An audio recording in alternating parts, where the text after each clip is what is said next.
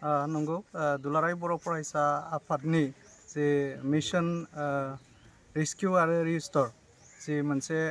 सोलिगासिनो दङ थांनाय जुलाइ दाननि 19 खालारनिफ्राय जि मोनसे दैबाना जादोंमोन दा बे दैबानायाव खहा जानाय न'खरफोरखौ जोङो मिरु दुलाराय बर' फरायसा आफादनि जोङो मावसोम हान्जा महरै तामुलपुर जिल्ला दुलाराय बर' फरायसा आफाद आरो गलाघाट जिल्ला दुलाराय बर' फरायसा आफाद जों जयै नैबे सन्तोष बाजार बेनि जि बुलि दत्त बिथांनि मोनसे उइभिं सेन्टार दंमोन आरो बेवहाय गासै 12 खान मेसिन बेहा दङमोन न'खरा फोरमायनाय बायदिबा गोबां खहा जादों होननानै बुंदों आरो बिथांनि बे उइभिंआव थानाय मेसिनफोरखौ जोङो दिनै बोखांदों साफा सुफा जों खालामदों आरो बेवहाय जिखिनि माने काटफोर न' लुनो होननानै गोबां केबि बिथाङा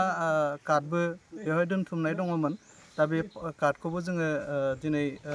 बोखांदों आरो बोखांनानै जों मोनसे जायगायाव ज' दोनदों बिगुमाया बुंनाय बादिनो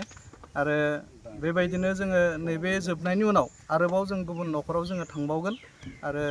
बेबायदिनो दिनै सानबा मिरु दुलाराय बर' फरायसा आफादनि जि मिशन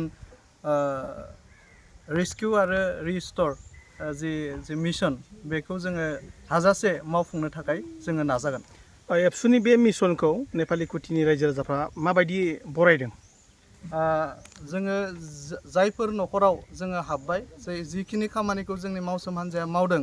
जोङो जोबोद गोसो होसारनानै जों खामानि मावदों आरो जों मावनो होननानै फैनाय लेखा जोंनि दायथ'खौ जों पालन खालामनो थाखाय नाजादों आरो जोंनि खामानि मावनायखौ नुनानै बिथांमोना गोजोननाय फोरमायदों आरो बिथांमोना ओरैबायदि मोनसे थासारियाव दङ दायो माने हाजिरा बिथांमोना नागिरनोबो हाजिराबो बिथांमोना मोना बयबो न'खराव जानायलाय बेबायदिनो खर' सुबावबाव बिथांमोना नायनाल' थानो गोनां जादोंमोन आरो बैफोर